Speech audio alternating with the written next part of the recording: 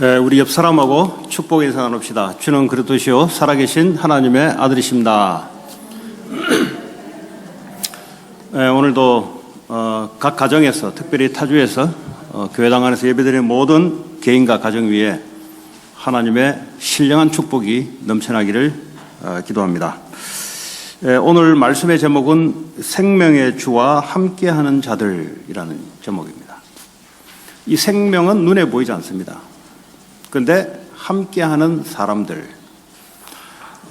오늘 21장 이 내용은 세 번째로 주님이 부활하신 이후에 제자들에게 찾아와서 제자들이 물고기를 잡아가는 그 현장 속에 하나님께서 말씀으로 또 눈에 보이게 나타나셔서 물고기를 잡는 이런 말씀을 던져줍니다. 그리고 난 이후에 같이 아침을 먹는 것이 이게 오늘 내용의 끝이에요.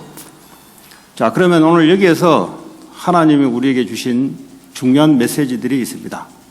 부활 이후에 찾아왔다는 것과 찾아왔다는 말은 우리가 찾으려고 생각하지 않은데 주님이 찾아오셨다는 사실입니다. 자, 그러면 오늘 예수 그리스도가 처음에 오늘 이 제자들에게 왔을 때 그게 보면은 누가복음 5장에 보면은 잘 나타나 있습니다. 누가복음 5장에 보면은 이때 베드로와 그 당시에 주님이 부르기 전에 갈릴리에 사는 어부 청년들이 고기 잡고 있을 때 그때 주님이 찾아오셨어요. 어디로 찾아오냐? 배 위로 찾아오셨어요. 이들이 갈급해서 찾아간 게 아니고 하나님이 직접 찾아오셨습니다. 배 위에서 이들이 수십 년 동안 어릴 때부터 물고기를 잡는 데는 전문가들입니다. 그러니까 바람 부는 것, 물고기가 어디서 뛰어노는 것, 어떻게 하면은 잘 잡을 것인가를 대를 이어서 노하우를 가지고 있는 사람들인데, 근데 이때는 이상하게 밤새도록 물고기를 잡는데 물고기가 잡히지 않는 거예요. 그러니까 열심히 했는데 아무 소득이 없는 그런 상태였습니다. 자, 그때 주님이 찾아오셔서 말씀으로 가장 먼저 제자들에게 말씀하십니다. 그물을 깊은 곳에 내리라 라고 말씀하세요. 그랬더니 성경에 보니까 말씀에 의지하여 내가 그물을 내리이다. 그러니까 내가 할 수 없는 상황을 만들어 놓고 하나님이 말씀을 주는 거죠. 처음에 예수를 믿을 때 주로 어떻게 믿냐? 인생의 한계가 오도록 만들어 놓고 하나님이 찾아오세요. 인생의 한계를 만들어주지 않으면 하나님을 찾을 이유가 없죠. 그래서 꼭 하나님이 찾는 사람들의 특징이 뭐냐? 인생의 한계를 반드시 만들어 놓습니다. 그 만드는 것도 주님이 만들으셔요. 늘 물고기를 잘 잡다가 이날만큼은 하루 종일 잡았는데도 물고기가 없는 거죠. 주님의 각본이라고 생각합니다. 그 말씀에 의지하여 성경에는 그물을 내렸더니 물고기가 심이 많아서 그물이 찢어졌다 그랬어요. 자, 이 사실을 보고 베드로는 주님 앞에 바로 무릎을 꿇습니다. 그건 뭐냐? 이 사건을 통해서 저분은 하나님이요, 나는 죄인이구나, 이렇게 베드로가 고백을 합니다. 그러면서 예수님이 나를 따르라, 내가 사람 낚는 어부가 되게 할 것이다, 이렇게 이제 주님이 첫 번째 베드로와 제자들에게 찾아오셔서 냈던 사건이에요. 자, 이러고 난 뒤에 3년 동안 예수님을 쫓아다닙니다. 쫓아다니는데 저분을 의지하고 쫓아다니면은 되겠다라는 생각이 들어요. 왜냐하면 저분은 전능하신 하나님이고 못할 것이 없는 분이시고 내 인생을 책임질 만한 그런 분이다. 따라다니는데 어느 날 예수님이 십자가에 매달려 죽습니다. 제자들은 원하지 않았지만 예수님이 제자들을 끌고 3년 동안 훈련시킨 내용이 뭐냐? 내가 와서 죽어야 된다는 사실. 왜 예수님이 십자가에 죽어야 되느냐? 그리고 또 3일 만에 다시 부활해야 된다는 겁니다. 그 제자들에게는 충격이었어요. 주님을 따라다녔는데 어느 날 주님이 죄인으로 십자가에서 죽는 사건을 가지고 제자들은 뿔뿔이 흩어지기 시작했습니다. 자, 그러면 이 십자가 사건은 도대체 무슨 사건이냐? 요한복음 19장 30절에 다 이루었다. 우리 인류의 모든 문제를 십자가에서 다 못 박은 사건입니다. 우리의 과거, 현재, 미래 모든 문제를 십자가에 다 못 박은 사건이에요. 도대체 무슨 문제가 있기에 주님이 십자가에서 죽으셔야 되냐? 하나님을 믿지 않는, 하나님을 떠난 죄 가운데 사탄에 잡혀서 지옥으로 끌려가는 이 세상에 있는 모든 자들을 위해서 십자가에서 대신 저주 받으신 거예요. 그리고 3일 만에 사망을 이기고 사탄 권세를 이기고 부활하신 사건입니다. 자, 그러면 이 부활이라는 말은 결국 왜 부활하셨냐? 사망을 이기고 왜 부활하셨냐? 성경의 요한복음 20장 31절에 보면은 결국은 이 예수 그리스도를 믿어 힘입어 생명을 얻게 하는 것이 예수님의 죽음과 부활의 목적이에요. 예수님이 십자가에 죽으시고 부활하신 그 주된 목적은 내게 생명을 주기 위함이다. 자, 생명이 뭐냐? 생명은 예수 그리스도가 나는 부활이요 생명이다 그랬어요. 인간은 생명이 없으면 영적으로 살아갈 수가 없어요. 육신적으로는 얼마나 살아갑니다. 그러니까 영적으로는 하나님에 대해서 살 길이 없어요. 그 생명 대신 주님이 나와 함께 이제 살아가는 거예요. 다시 말하자면 로마서 6장 5절에 보면은 이제는 우리의 삶은 부활하신 그분과 연합된 삶을 살아갑니다. 십자가에 예수님이 죽을 때 나도 연합돼서 죽었고 예수님이 부활하셔서 내 안에 생명을 올 때는 그분과 연합해서 내가 살아가는 겁니다. 자, 그러면 이 생명을 얻었다는 말은 이제는 뭐냐? 우리가 육신적으로 연약하기 때문에 이제는 은혜 아래서 살아가는 겁니다. 은혜란 말은 뭐예요? 우리가 하지도 않았는데 주님이 용서해 주시고 우리를 이끌어 주시고 우리를 도와주시고, 은혜란 말은 내가 도저히 갚을 수 없는 빚을 졌는데 어느 날 친구가 찾아와서 야, 이제 안 갚아도 된다. 은혜잖아요, 그게. 내가 죽을 위기에 모였는데 나를 살려주는 사람이 있어요. 그 은혜잖아요. 자, 이제는 우리는 어떤 삶을 살아가냐? 주님에 의해서 은혜로 살아가는 삶입니다. 여러분, 우리가 부족하기 때문에 주님이 나와 함께 하시면서 은혜로 나를 이끌어 가시는 거예요. 우리가 이 땅에 살아가는데 내가 안 될 줄 알고 주님이 나와 함께 하시면서 은혜로 나를 이끌어 가는 겁니다. 내가 미래에 앞으로 어떻게 삶을 살아갈지를 모를 때 주님 내게 은혜로 미래를 가르쳐 주는 거예요. 그 전부 은혜로 살아가는 겁니다. 이제는 우리의 힘으로 살아가는 것이 아니라 하나님의 은혜로 살아갑니다. 네. 여러분, 이런저런 문제, 주님의 은혜를 받아야 돼요. 은혜를 받으면 아무 문제가 되지 않습니다. 네. 이런저런 여러 가지 여러분 혹시 속에 감춰놓는 내지 못하는 그런 문제, 하나님 은혜가 임해야 돼요. 그걸 여러분이 붙잡고 여러분이 고민하고 그건 은혜가 아니고 용서는 겁니다. 주님이 왜 우리와 연합해서 함께 하시냐? 내가 은혜로 너희들이 할 수 없는 것을 내가 이끌어 주겠다는 겁니다. 그게 주님이 부활하셔서 우리와 생명으로 연합되었고 이제는 우리는 주님의 은혜 아래 살아가는 겁니다. 애들도 부모의 은혜 아래 성장되잖아요. 자기가 뭘 해서 성장되는 게 아니잖아요. 부모의 은혜 아래 성장되잖아요. 학교에 애들도 선생님의 은혜 아래 지식을 배우잖아요. 자기가 뭐 하겠습니까? 선생님 가르쳐 줘야 되죠. 우리 인생 전체를 뭐죠? 주님의 우리의 은혜로 우리를 이끌어 가시는 겁니다.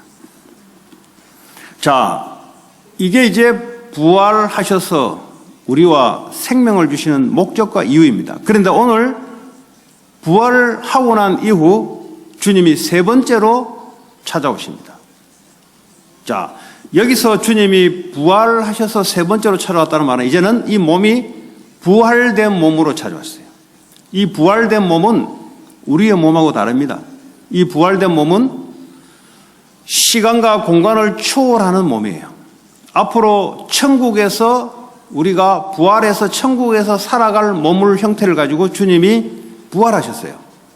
그러니까 시공간을 초월한다는 말은 지금 우리와 같이 시간과 공간에 제약되는 게 아니고 여기 있을 수 있고 바로 동시간에 아프리카로 갈 수 있고 한국도 갈 수 있고 동시간에 여기 있을 수 있고 이게 이제 부활된 몸입니다. 자, 아직은 주님이 부활 승천하시기 전에 부활된 몸으로 이 땅에 40일 동안 있을 때 오늘 일어난 사건들입니다. 부활하고 난 이후에 주님이 제자들에게 또 찾아옵니다. 제자들은 무서워 떨고 있을 때 막달라 마리아를 통해서 제자들에게 다 알려주라. 그래서 갈릴리에 다 모이라 그랬어요, 주님이. 갈릴리에 전부 다 모이게 해라. 갈릴리가 어디냐? 주님이 제자들을 처음에 부를 때 그 장소가 바로 갈릴리입니다. 이 사람들은 평생 물고기 잡아먹고 살아왔던 사람들입니다. 그 장소가 바로 갈릴리예요. 갈릴리에 다 예루살렘에 모이지 말고 갈릴리에 다 모이라. 그래서 이 사람들이 떨고 있을 때 주님이 너에게 평강이 있을지어다 하고 문도 열지 않은데 들어와요. 그게 바로 부활된 몸으로 함께하는 것입니다. 지금도 주님은 여러분과 함께 하십니다. 여러분 모든 삶 속에 함께 하십니다. 이 당시는 뭐죠? 보이기도 하고 안 보이기도 하고. 그런데 주님이 나타나신 거예요. 평강이 있을지어다. 왜 평강이 있을지어냐? 내가 너와 함께 하니까 나를 믿으라 이 말이에요. 이제는 나를 믿으라 이 말이에요. 여러분 주님이 내 인생 속에 함께 한다는 것을 믿어질 때 뭐가 옵니까? 평강이 찾아와요. 절대 이 땅에 세상에 주신 평강, 그건 평강이 아니에요. 하늘에 있는 주님이 갖고 있는 평강이 내게 임하는 조건이 뭐냐? 그분이 나와 함께 있다는 사실들을 내가 믿어질 때 평강이 있을지어다. 사도 바울이 서신서에 편지를 쓸 때마다 서두에 물었으며 예수 그리스도 안에 은혜와 평강이 너에게 있을지어다. 뭐죠? 은혜, 평강. 우리의 용서서 신앙생활을 하는 게 아니라 주님의 주시는 은혜 속에 그 평강이 있을지어다. 그게 신앙생활입니다, 여러분. 은혜와 평강. 오늘도 그 축복을 가지고 돌아가시기 바랍니다. 자, 그러면서 주님이 뭐죠? 와서 이제는 내가 너희를 세상에 파송하겠다는 거예요. 부활하고 난 뒤에 와서 말씀이 뭐죠? 내가 너희를 세상에 보내겠다는 거죠. 목적이 있다는 소리죠. 부활된 주님이 찾아오셔서 내가 너희와 함께 있겠고 내가 너희를 세상으로 보내겠다. 무슨 말입니까? 처음에 물고기 잡는 어부가 아니라 사람 낚는 어부. 이거 하기 위해서 내가 너희를 보내겠다. 자, 그러면서 뭐죠? 성령을 받으라 그랬어요. 이제 주님이 부활 승천하고 난 이후에 성령으로 임하게 됩니다. 아직은 오지 않았는 사건인데 제자들에게 미리 말씀합니다. 그러면서 도마에게 보지 못하고 믿는 자들, 이런 사람이 되라. 보지 못하고 믿는 자가 복이다 그랬어요. 우리는 한 번도 십자가 사건을 본 적이 없는데 믿어지잖아요. 이게 축복이에요. 축복이 뭐냐? 그분이 보지도 않았는데 내가 믿어진다는 사실. 어떤 주님이냐? 내 인생의 모든 문제를 끝내시고 나와 영원히 지금도 죽어도 함께 하시는 그 주님이 이게 믿어지는 것이 축복입니다. 여러분 축복 달라 하지 마세요. 축복이 와 있어요. 네. 인생 이거 달라 저거 달라 하지 마세요. 그거 다 아시는 분이 나와 함께 하세요. 여러분들이 뭐가 필요한지 전부 알고 있는 분이 나와 함께 하신다니까요. 여러분 달란트 주신 분이 우리와 함께 하시며 우리 인생을 책임지고 인도해 나가십니다. 그걸 알고 믿는 것이 복이다 이 말이에요. 오늘 복 받은 자들이 와서 주님께 예배하는 겁니다. 아직도 복을 달라. 복의 근원 되신 분이 와 있는데 복을 계속 만들어내시는 분이 나와 함께 하시는데 저주 재앙 속에 있는 나를 축복으로 바꿀 수 있는 재창조의 능력 가신 분이 나와 함께 하시는데 문제를 축복으로 바꿀 수 있는 그분이 나와 함께 하시는데 여러분 어떤 것도 하나님 함께하는 은혜 속에 모든 것을 축복으로 보시기 바랍니다.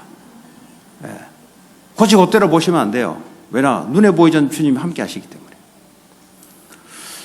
자, 그런 오늘 두 번째로 이제 첫 번째, 두 번째 찾아오시고 세 번째 지금 오늘 찾아오는 내용이에요. 자, 21장 1절에 보니까 그 후에 그랬어요. 첫 번째, 두 번째 찾아오고 난 이후에 주님이 디베라 호수에서 또 제자들에게 자기를 나타내셨다 그랬어요. 디베라 호수가 어디냐? 그게 바로 갈릴리 호수입니다. 디베라는 디베라우스 황제의 이름입니다. 이 분봉왕이 디베라우스 황제에게 아첨을 떨라고 이름 자체를 바꿔버렸어요. 그래서 디베라 호수라고도 표현하기도 합니다. 그 지역을. 그 사실은 갈릴리, 영어로는 갈릴리 되어 있어요. 갈릴리 호수. 갈릴리가 어딥니까? 이들이 어릴 때부터 자라고 놀았고 여기서 뒹굴었던 아주 잘 아는 곳입니다.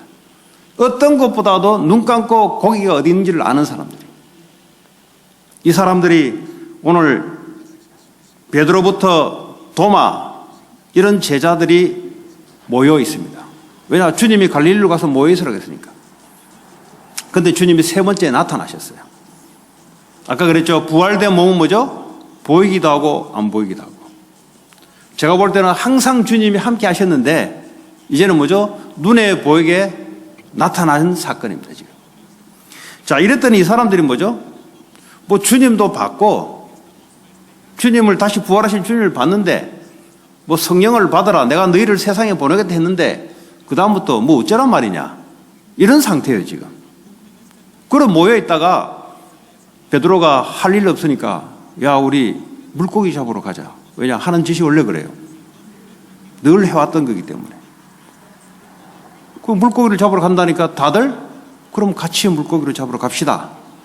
그래서 갈릴리 호수에 배를 띄워놓고 그물로 물고기를 잡는데 밤새도록 물고기를 잡는데 단 한 마리도 못 잡는 거예요.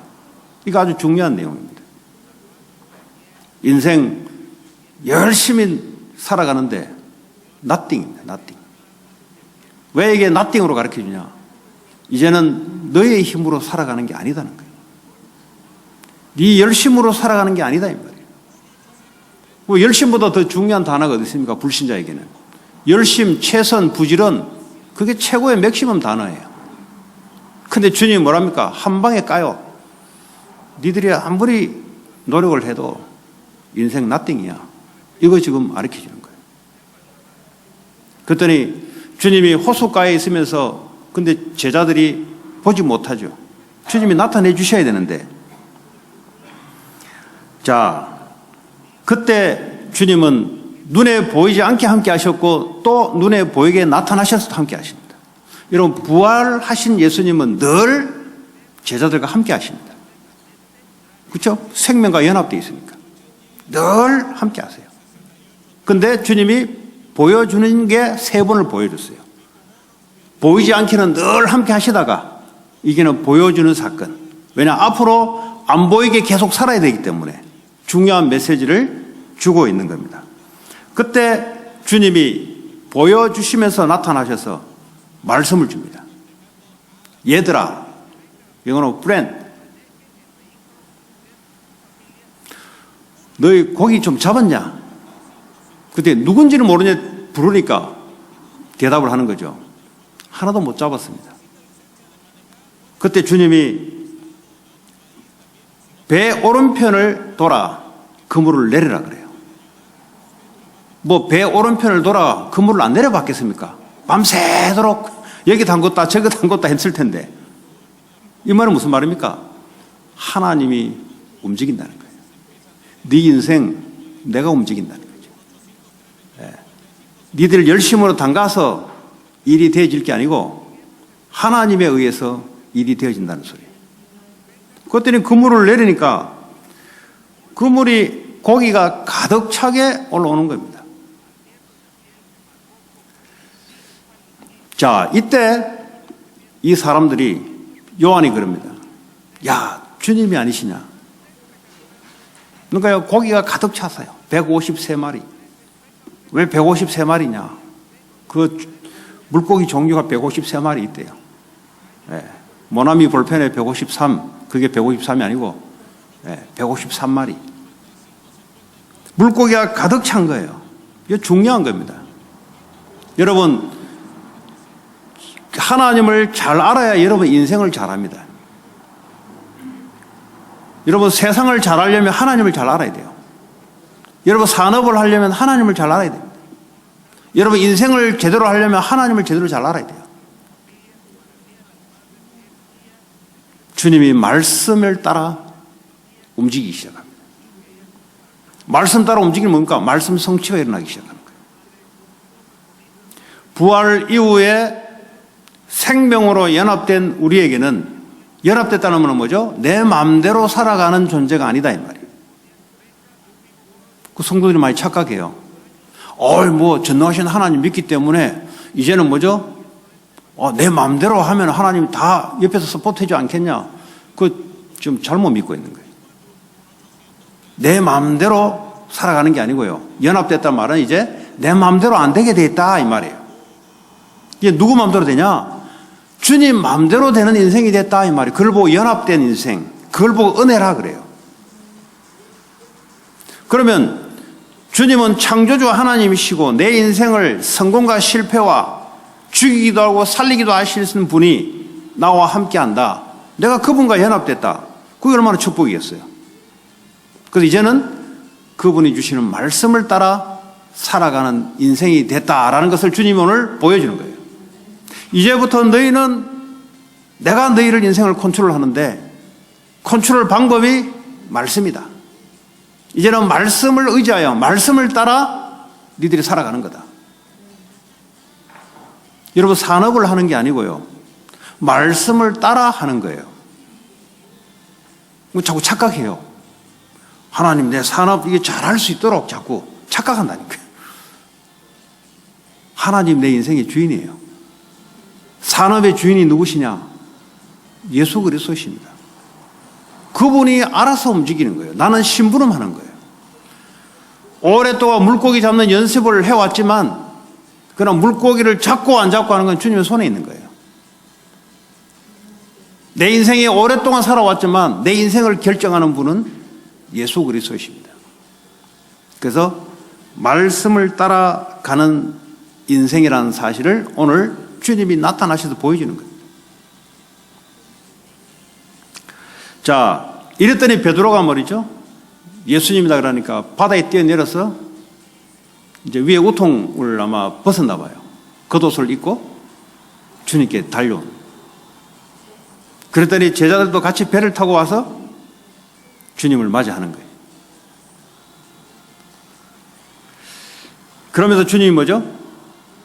숯불을 피워놓고 떡과 물고기를 제자들에게 주려고 아침을 같이 먹으려고 준비하고 있는 거예요. 무슨 말입니까? 모든 걸 주님이 부활하신 주님은 모든 걸 준비하시고 우리를 먹이기도 하시고 입히기도 하시고 뭐죠? 사람 낳는 어부가 되게 하기 위해서 하나님이 모든 걸 다 책임지는 거죠. 자기들이 물고기 자기가 잡은 게 아니고 주님이 시켜서 잡은 것이고 또 물고기 잡은 걸로 먹는 게 아니고 주님이 어떻게 잡았는지 떡은 또 어디서 났는지 자기가 다 준비했어요. 이제는 뭐죠? 덤으로 사는 인생. 이제는 주님에 의해서 살아가는 인생이 되어버렸어요. 이걸 모르면 어떡합니까? 먹는 것 가지고 고생해야 되고, 산업에요, 용 쓴다고 고생해야 되고. 왜냐? 주님이 함께 한다는 사실을 몰라요. 자, 물고기를 가져오라. 예? 그걸로 먹은 게 아니에요. 그 153마리를 가지고 각 가정에 가서 다, 예? 가정을 먹이고 다 한 거겠죠. 그것도요, 주님의 은혜로. 자기들이 열심을 한 게 아니에요. 하나님의 은혜로. 그리고 하나님의 은혜로 같이 식사를 하는 거예요. 무슨 말입니까? 이제는 내가 일상 속에서도 내가 너희와 함께 하겠다. 밥 먹는 그 자리에서도 내가 너와 함께 하겠고, 그것까지도 내가 준비해서 내가 너희들을 인도하겠다는 거죠. 이걸 뭐죠? 굳이 몸으로 나타내서 보여주는 거예요. 이제는 앞으로 뭐죠? 성령으로 오셔서 눈에 보이지 않게 내가 이렇게 하겠다는 겁니다. 그래서 주님이 세 번째로 나타나신 거예요. 눈에 보이지 않는 주님이 일상 속에, 우리의 산업활동 속에, 우리의 조만한 삶 속에 주님이 함께 하셔서 주님이 인생을 주도하겠다는 겁니다. 그게 오늘 주님이 오셔서 제자들에게 일부러 보여주시면서 일부러 사건을 만들어냈던 이유예요. 왜냐? 앞으로 이제 승천하시고 난 이후에 성령으로 오시게 되면 이제 눈에 보이지 않습니다. 이거 기억하라고. 그러면 이 어부들이 뭐죠? 처음에 예수님이 자기들 찾아왔을 때 물고기를 잡다가 물고기를 잡지 못했을 때 그물이 찢어지는 것을 기억하면서 사람 먹는 어부가 되려 하는 것을 지금 상기시키는 거예요. 장소는 다르지만은 똑같은 사건을 재현시켜서 처음에 주님이 우리를 부를 때에 내가 초심에 주님을 따라 사람 먹는 어부가 되게 하겠다는 것을 리마인드 시키는 거예요. 너희들은 이제 집에서 갈릴리에서 빈둥빈둥 할 일 없이 노는 청년들이 아니고 이제는 사람 낚는 어부가 되게 하기 위해서 내가 너희와 함께 하겠다. 너희들 하는 모든 것 속에 내가 함께 할 것이며 말씀으로 역사하겠다는 겁니다. 먹고 입고 하는 모든 부분에 내가 다 준비해 놓고 내가 너희를 이끌어 가겠다는 거예요. 자, 여기서 끝나면 안 되잖아요. 우리는 이 시간표를 훨씬 넘어서 승천하시고 난 이후에 성령이 우리 안에 오셔서, 그죠? 우리는 살아가잖아요. 자, 그러면 예수님이 40일 이후에 부활하신 이후에 승천하셨다는 말은 보좌로 가셨다는 말이에요. 지금도 성부 하나님 우편에 앉아 계시면서 우리를 위해서 기도하고 계시고, 그죠? 그러면서 성령을 우리에게 보내신 거예요. 자, 이제는 우리 안에 예수님이 눈에 보이지 않게 성령으로 함께 하십니다. 이걸 믿는 것이 복이에요. 눈에 보이는 것이 복이 아니고 눈에 보이지 않는 하나님이 내 인생 속에 함께 하셔서 영원히 우리와 함께 하시는 이걸 아는 게 복이에요. 고린도전서 3장 16절에 보니까 이제는 우리가 하나님의 성전이 된 거예요. 과거에는 뭐죠? 성막 가운데 하나님이 언약궤로 임재하셨잖아요. 그게 이제 성전을 했단 말이에요. 이제는 뭐죠? 십자가 사건 이후에 주님이 성령으로 우리 안에 오셔서 우리를 장막으로, 우리를 성전 삼으셨어요. 이거 얼마나 큰 축복입니까? 그러면서 요한복음 14장 26절에 내 안에 계신 그 성령님이 예수님이 말씀했던 모든 것을 가르치시고 생각나게 한다 그랬어요. 누가요? 나와 함께 하시는 그 예수 그리스도의 영 성령님이 나를 가르치시고 생각나게 한다. 모든 것을 가르치시고 생각나게 한다. 주님이 부활하셔서 물고기 잡는 어부들에게 와서 말씀으로 가르치셨다. 이제는 뭐죠? 성령으로 우리 안에 오셔서 시공간을 초월하셔서 어디에 우리가 있든 주님이 눈에 보이지 않게 우리와 함께 하시면서 성령으로 모든 것을 가르치고 생각나게 하는 거예요. 그러면서 14장 27절에 평안을 내가 너에게 주노라.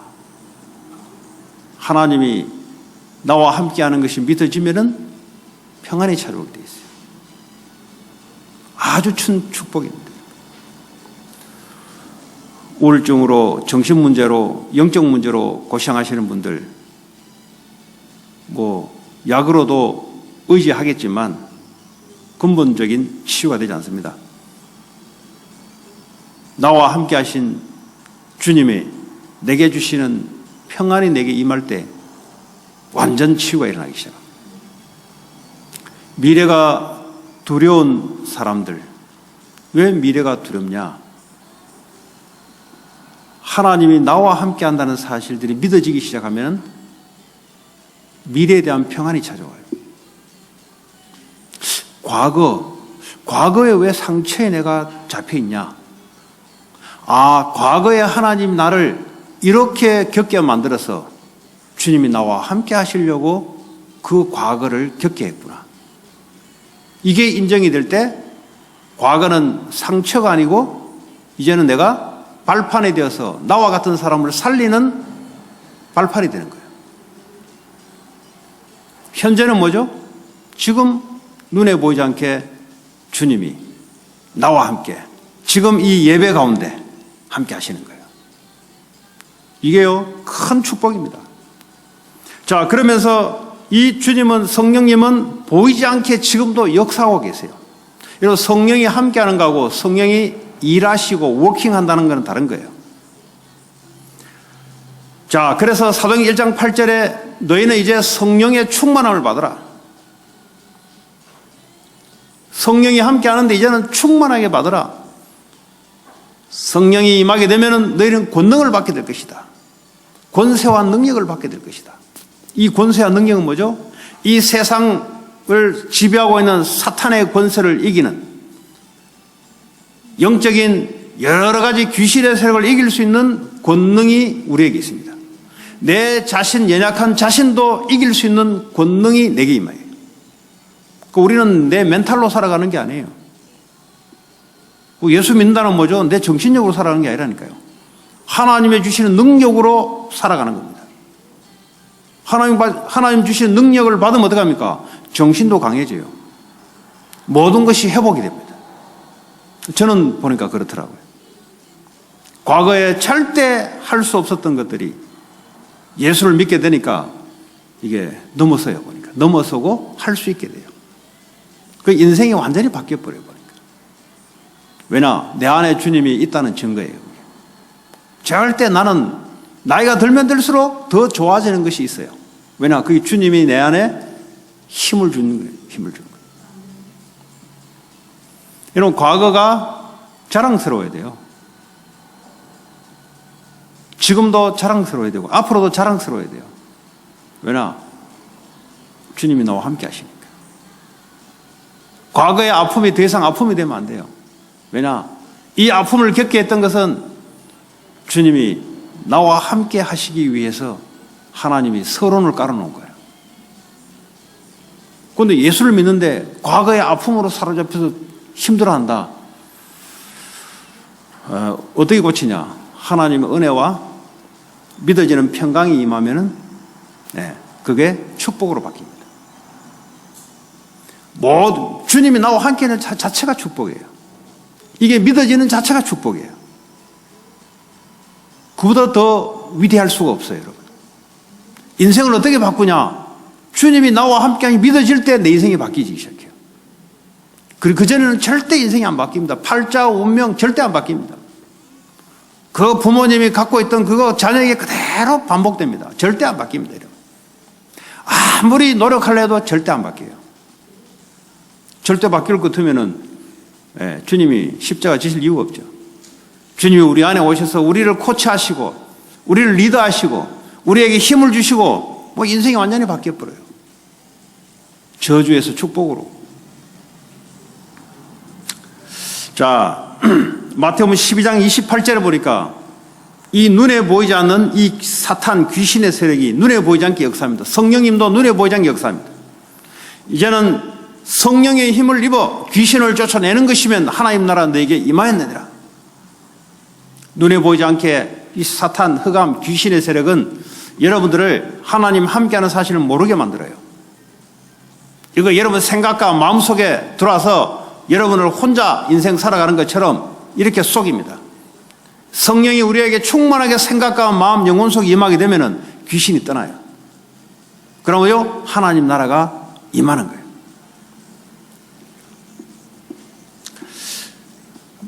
여러분, 이거 모르면은 미국 살아가기 너무 힘들어요. 왜냐? 시대마다 강대국에 역사하고 있는 사탄의 세력들, 애굽의 우상을 통해서 역사하고 있는 사탄 흑암 세력들, 그 결과로 저주재앙, 10가지 저주재앙이 왔던 애굽,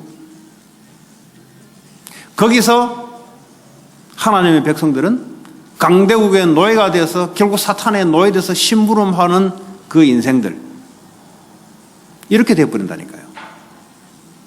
여러분, 미국 살면서 미국이란 육신만 쳐다보면 안 돼요. 영적인 눈에 보이지 않는, 하나님도 계시는 눈에 보이지 않는 악한 흑암 세력이 지금 어떻게 미국을 사로잡고 있는지를 알아야 여러분이 노예가 되지 않아요. 그래서 주님이 2000년 전에 성령을 힘을 입어 귀신을 쫓아내는 것이면 하나님 나라가 임한 것이다. 사도행전 13장에 보면요, 바울팀이 선교하러 가는데 가장 첫 번째 갔던 것이 바로 바보섬. 그 갔더니 말이죠, 총동 옆에서 누가 있냐? 박수엘루마. 박수엘루마라고 하는 뭐죠? 귀신에 들려서 사람을 영적으로 컨트롤하는 사람입니다. 뭐 이런 세계가 다 있냐? 세상이 그래요. 여러분 몰랐을 뿐이지. 지금도 미국에는 그런 일이 일어나고 있습니다. 여러분 주변에 와치크래프트 하는 여자애들, 그런 애들이 그 짓을 해요. 어떻게 하냐? 귀신 들려서 여러분들을 컨트롤 시킵니다. 이게 바로 영적인 세계예요. 그러니까 우리는 육신적으로 쳐다보니까 모르잖아요. 이게 무슨 일인지. 왜 이런 일이 일어난지 모르잖아요. 그게 바로 영적 세계입니다. 오늘 보니까 박수열만한 솔슬, 다시 말하면 남자인데 말이죠. 귀신이 들려서 그냥 지 혼자 미치면 되는데 이걸요, 다른 사람에게 영향을 줘요. 이런 자들이 총동 옆에서 컨트롤하는 겁니다. 그러니까 섬 전체가 귀신 동네로 만들어놔버려요. 지금도 이 나라는 그렇게 살아가고 있습니다. 여러분들이 경험하지 않았다고 없는 건 아니죠. 네. 지금 이 나라가 바로 그렇습니다. 지금은 명상이라는 아주 좋은 단어를 써서 어디로 몰아가고 있냐? 귀신 들리게 만들어요. 영적으로 깊은 곳에 쏠리게 만듭니다. 이것이 말이죠, 저 아프리카나 아시아 같지 않게 강대국이 아주 보기 좋게 눈에 드러나지 않게 역사하는 것입니다. 그게 여러분 직장 현장에, 여러분 살고 있는 그 동네 현장에 이런 영적인 것들이 움직이고 있습니다. 그래서 주님이 뭐죠? 성령의 힘을 입어 귀신을 쫓아내는 것이면 하나님 나라 임한 것이다. 너희는 먼저 그 나라와 그 의를 구하라. 일도 하고 공부도 해야 되지만 먼저 뭘부터 해야 되냐? 먼저 흑암 세력을 쫓아내는 하나님 나라가 임하는 것부터 시작해라. 그러면 어떡합니까? 이 모든 것을 다 대줄 것이다. 너희들 일하러 가고 공부하러 가고 했는데 나머지는 먼저 육신의 것들은 이것이 이루어지면 다 오도록 만들어주겠다. 근데 우리가 지금 이 미국에 살아가고 있는 우리의 그 태도, 자세, 생각이 어떤 생각을 가지고 지금 살아가는지를 오늘 말씀을 통해서 확인하시기 바랍니다. 사도행전 16장에 가니까요, 분명히 성경 기록하고 귀신 들려 점치는 여종이라고 이야기하고 있어요. 귀신들, 그냥 점치는 여종이 아니고요, 귀신 들려 점치는 여종. 미래를 알아맞혀주고 그 사람의 운명을 알아맞혀주고 이런 사람들이 지금도 미국에 있어요. 미국뿐만 아니라 전 세계에 있어요. 왜냐? 사탄이 귀신을 통해서 이런 방식으로 역사하고 있어요. 이걸 가지고 또 장사하는 사람들이 있어요. 근데요, 성령의 힘 충만하여, 바울이 성령이 충만하여 그랬어요. 성령이 충만하여 성령의 힘으로 귀신 들리는 여종을 고쳐버려요. 다시 귀신을 쫓아보내버려요. 저와 여러분에게는 이 영적인 힘이 있는 겁니다. 또 영적인 힘을 위해서 여러분들이 성령 충만을 간구하시기 바랍니다. 이거는 믿음으로 이루어지는 겁니다. 여러분 어떤 행위로 영적인 것은 오지 않습니다. 육신적인 것은 육신의 행위로 오지만 영적인 것은 어떤 모션을 쳐서 오는 게 아니에요. 여러분이 믿어질 때 오는 겁니다. 왜냐? 이거는 눈에 보이지 않는 사실이기 때문에. 그리고 사도행전 19장에 보니까 고린도에 에베소에 가니까 큰 아데미 우산 신전이 있어요. 눈에 보이도록 만들어 놓고 사단이 인생의 모든 영혼들을 다 뺐습니다. 거기에다 절하게 만들어 놓고 거기에다가 돈도 갖다 바치고 거기다가 내 인생의 운명을 걸고, 이게 바로 에베소서에 일어났던, 지금도 마찬가지입니다. 미국은 눈에 보이지 않게 뺏어가요. 저 아시아나 아프리카 같은 경우는 눈에 보이도록 만들고 지금도 똑같이 영혼들을 싹 뺏어 인생을 뺏어버려요. 출애굽기 20장 4절 5절 보니까 너희를 위하여 우상에 절하지 말고 만들지 마라. 하늘에 있는 것, 저 뭐 태양 같은 것, 땅에 있는 것, 저 동물, 사람 같은 것, 저 물 아래, 바다 밑에 그 물고기 해놓고 그거 절하지 마라. 내가 3, 4대를 걸쳐서 죄를 갚겠다 그랬어요. 하지 마라 그거. 참 하나님을 믿어라. 왜 이 땅에 자꾸 저주장이 찾아옵니까? 왜 이 땅에 사람들이 열심히 살면 인생이 돼야 되는데 열심히 살아가 왜 안 됩니까? 자, 우리는 지금 현재 21세기에 지난주에 한국 대통령이 찾아왔죠. 미국 대통령이 안 갑니다. 지들이 찾아와야 돼요. 왜? 어쩔 수 없어요. 뭐 자존심 아무리 내세워도 힘이 약한 자가 가서 엎드려 절을 해야 돼요. 어쩔 수 없어요, 이거는. 왜냐? 이게 힘의 논리입니다, 이게. 하나님이 그렇게 만들었어요. 시대마다 강대국을 만들어 놓고 강대국 위에서 움직이지도록 만들어진 게 바로 육신의 세계예요. 어쩔 수 없어요. 그거 뭐 한국에서 아무리 큰 소리쳐 와가지고 끽소리 못하고 시킨 대로 해야 돼요. 어쩔 수 없어요, 그거는. 힘이 약하기 때문에. 그거 뭐 한국에서는 어쩌고저쩌고 해서도 이 강대국에 사람들이 몰려들고 있단 말이에요. 왜냐? 힘이 있기 때문에. 육신의 힘이 있기 때문에. 학문의 힘이 있고 과학기술의 힘이 있고 교육의 힘이 있고 먹고 살기 좋은 먹을 것이 많은 곳이에요. 쉽게 말하자면. 여기에 살고 있는데 근데 미국을 모르면 삶의 실패가 오죠. 성경에 하나님이 강대국을 만들어 놓은 이유가 있어요. 이 강대국을 중심으로 육신의 질서를 만들어요. 그러면서 이 강대국을 통해서 전 세계에 하나님이 복음을 증거하도록 크리스찬들을 강대국 속에 밀어놔요. 요셉이 그랬고 다니엘이 그랬습니다. 이걸 알았던 자들이 강대국을 살렸어요. 이걸 몰랐던 자들은 아무리 개인 능력이 뛰어나고 아무리 열심히 살아도 안 되게 돼 있다는 것이 성경입니다. 이 강대국 속에 로마 시대의 로마 교회를 사용했어요.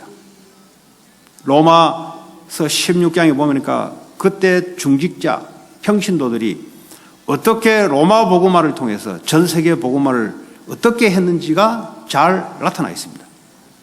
오늘 저와 여러분들은 이 미국의 수백 개 종족이 지금도 밀려들고 있어요.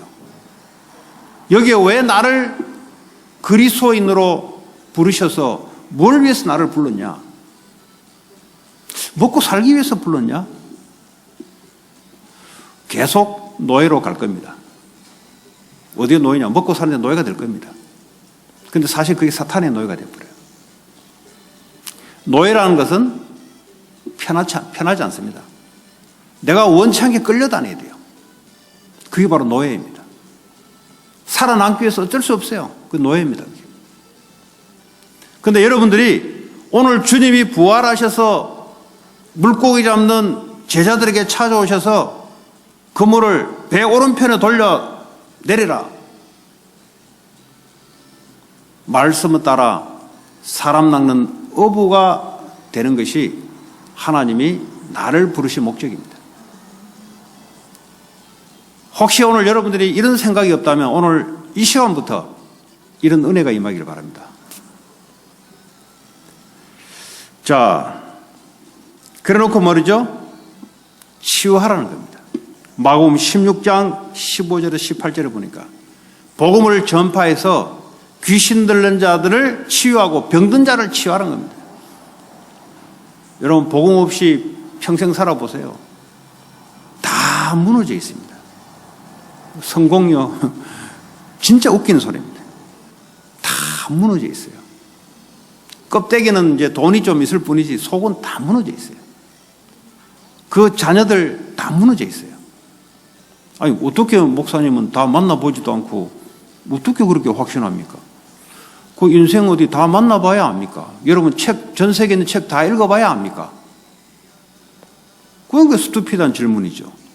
왜 책을 읽습니까? 내 인생 안 살아봐도 책을 통해서 간접적으로 알듯이 성경을 통해서 하나님, 그래서 성경을 주신 거예요. 생명이 없는 자들은 안 되게 돼 있어요. 왜냐? 생명이 없단 말은 그 죽어 있단 말이에요. 영이 죽어 있단 말은 뭡니까? 사탄에 잡혀서 끌려가고 있단 말이에요. 치유해라는 거예요. 치유. 지금도 일주일에 몇 번씩 총격 사건 이런 거 정신 문제, 영적 문제입니다. 네. 그거 뭐 지나가는데요. 묻지마로 막 사람을 패고 막 하더라고. 막 인종차별한다고 막 하더라고. 그 정신 문제예요. 그게 미국에서 정상적인 교육을 받았다. 왜 교육을 안 받았겠어요? 인종차별하지 말라고 교육 받잖아요. 그 교육대로 안 되잖아요. 그 정신 문제예요, 그게. 태어날 때부터 나는 마약을 하기 위해 태어났다. 이런 사람 아무도 없어요. 학교 다니면서 마약하지 말라고 배웠지. 정신문제 온 사람들은 마약할 수밖에 없어요. 정신문제 온 사람은 술에 빠질 수밖에 없어요. 그 왜 술을 뭐 한두 잔 먹을 수 있지만은 그거 빠져봐도 왜 못 나옵니까? 정신문제에 걸려있어 그런 겁니다. 애들이 게임에 빠져서 못 나오는 건 뭐죠? 게임이 문제고 정신문제 와서 그래요. 정신이 잡혀버리는 거예요, 거기에. 이게 오늘날 이 시대의 문제고 이 미국의 문제입니다. 그래서 치유하라는 겁니다. 뭘로 치유합니까? 생명을 넣어야 돼요. 생명이 그 사람의 주인이 돼야 돼요. 그리고 앞으로 이 생명 살리는 물고기 잡는 어부가 아니라 이제 사람 먹는 어부로 인생을 바꿔야 되는 겁니다. 그래서 썸밋이 되라는 거예요. 여러분, 우리는요, 세상을 싸우는 게 아니에요. 이미 이겨놓고 싸우는 거예요. 그게 바로 썸밋입니다. 여러분, 영적 전쟁을 하려면 말이죠, 이미 이긴 자리에서 싸움을 해야 돼요. 예수님이 나는 세상을 이겼다는 거죠. 그와 함께하는 그 자리에서 이겨놓은 싸움을 싸우는 거예요. 실력 없는 사람들이 둘이 막 검도를 하든 유도를 하든, 운동선수는 안 돼요. 유도는 딱 잡으면 졌다. 이미 안 돼요. 하기 전에 딱 잡으면 안 돼요. 검도도 마찬가지예요. 딱 들면 졌다. 선수들끼리는 아는 거예요. 우리는 뭐죠? 이미 이겨놓고 싸우는 거예요. 싸워서 이기는 게 아니에요. 이겨놓고 싸우는 겁니다. 그게 바로 썸밋입니다. 우리를 그런 영적 썸밋으로 불렀었어요. 그러니까 어떻게 우리가 강대국에 하나님 나라를 임하게 합니까? 이미 그렇게 만들어 놓고 하라는 겁니다. 사령관 대신 예수님이 나와 함께 하시면서 나는 그 옆에 붙어서 이미 이겨놓은 싸움을 가는 거예요. 자, 이제는 우리가 하는 산업이 사람을 살리는 산업. 로마서 16장에 보니까 보호자요 동역자다 그랬어요. 전도자의 보호. 복음 전하는 전도자는 뭐죠? 보호하는 거예요, 보호. 왜냐? 이 복음이 너무 귀하니까. 그 산업인들이 뭐죠? 그 산업의 물질을 가지고 보호하고.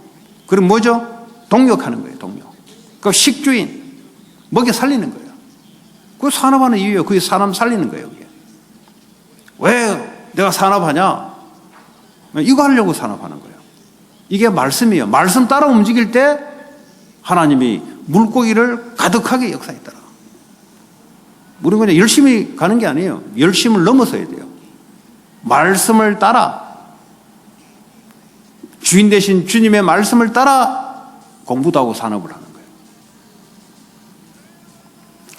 자, 이제는 기도를 하는데 내가 원하는 기도를 하는 게 아니에요.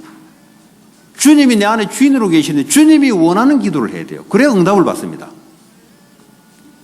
주님이 원하는 기도가 뭡니까? 살리는 기도예요. 죽이는 기도는 없어요. 살리는 기도입니다. 생명 살리는 기도. 그게 사도행전 1장 14절에 교회가 한 마음으로 모여서 뭐죠? 성령이 임하게 하셔서 그리고요 현장을 살리는 기도를 한 겁니다. 여러분, 하나님이 원하신 기도는 늘 항상 응답받습니다. 그리고 여러분 개인적으로 살리는 개인 24 기도. 왜냐하면 주님 24 함께 하시기 때문에, 주님 24 응답하시기 때문에, 여러분 현장에 돌아가셔서도 주님과 함께하는 24 기도, 뭐죠? 그게 살리는 기도예요. 또 현장을 살리는 기도.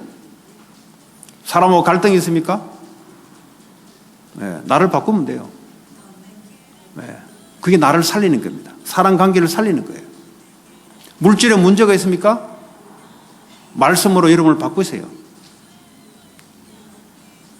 여러분 하고 있는 일들이 늘 실패합니까? 그게 여러분의 수준입니다. 빨리 바꾸셔야 돼요. 주님을 주인으로 말씀으로 바꿔서 사람하는 목적, 살고 있는 목적, 이유 바꾸셔야 돼요. 그런 축복이 한 주간 내내 여러분 개인과 가정 하고 있는 일 속에 있기를 바랍니다. 오늘 주신 말씀 붙잡고 같이 우리 합심으로 기도합시다.